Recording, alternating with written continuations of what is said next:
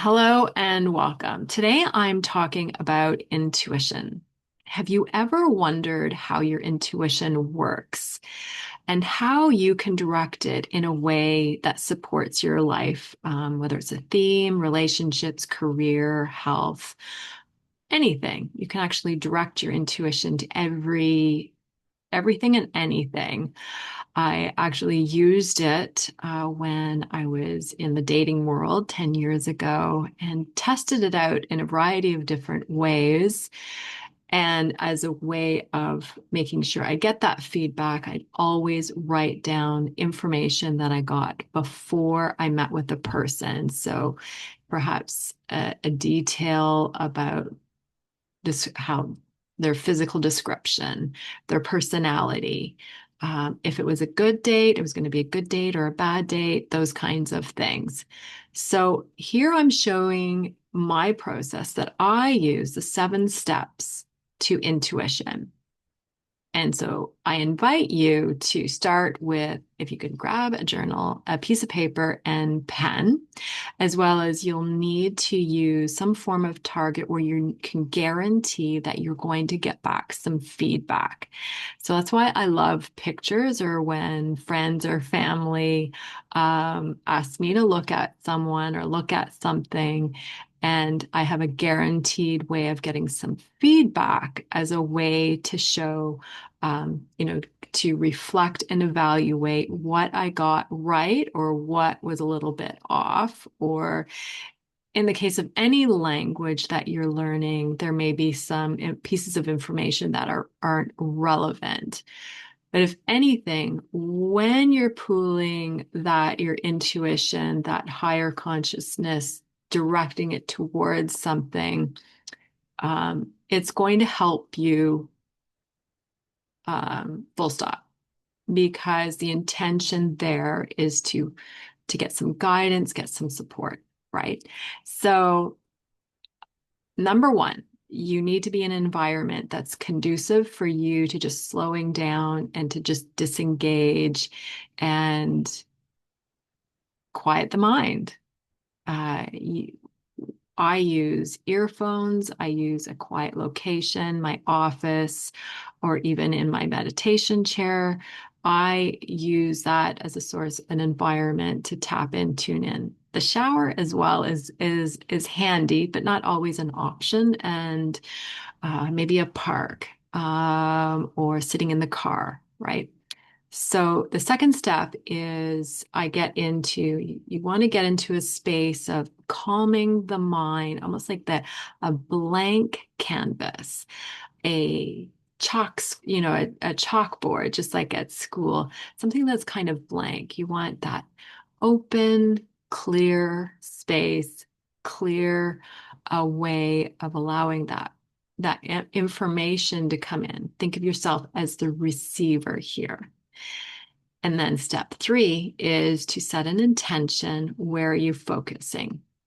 So a person, an animal, a place, an event, a location. Those are some examples of where you can set your intention. Uh, we'll try that for now. We'll try that for today. And then what you want to do is shift into receiving, where this is going to be tricky because you want to make sure that you're not getting any overlays of the thinking mind, wanting to make it fit or to label. You want to just be open and free as information pops in, impressions pop in, maybe even and doodling. So I do a lot of writing, a lot of doodling. And without editing, you want to make sure you're not editing any information, but noticing how maybe you're seeing things, you're noticing words, pictures, video-like projections. Maybe you're hearing things, or even you just know it's a flash, it's a pop-in. These these fun ways of how the symbolic language pops in and relays information. So just write, doodle. That's your step 5. Write, doodle. You're inviting information to come in. You're inviting information to come in. And then when you're done, when you feel like you're done, that's great. Sometimes, which I do, is I take a break and then go back after 10, 15 minutes or a little bit more time, leaving time to pass so I can go back and see if any more information comes in. Or maybe it's repeating information. I love that when there's repeating information. That's meaning I have a real hit with the target where I'm attuning my intention, energy, and focus to, right? And then step 6 is you want to engage with the target. So if you can access information about the person, if you're directing it towards you want to read a person, you get that feedback to make sure that you're right. So maybe you can use a friend's friend or a family member's friend, something like that, where you can get a picture, maybe even just their name. Sometimes I don't even need a name.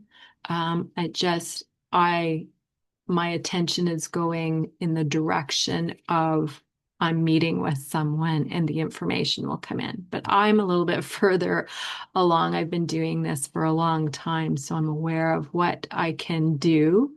And that's always evolving and expanding and growing. Isn't that fantastic? And then the step 7 is to reflect and evaluate. What information did you get that was a clear hit? You were right. Um, how you got it, right? You want to make sure you understand how you're getting and being aware of those overlays of trying to make it fit to something, making it realistic. We want to think in terms of abstract, right? We're getting information in an unordinary way. But step 7 is really important because you can reflect, you can evaluate yourself and how you did, and celebrate the successes and what you're getting and what you're picking up on. So let me know how this went for you, if you tried it and how it worked out. And if you have any questions, feel free to share in the comments. I'd love to hear from you. So with that, I hope you have a great day. Take care.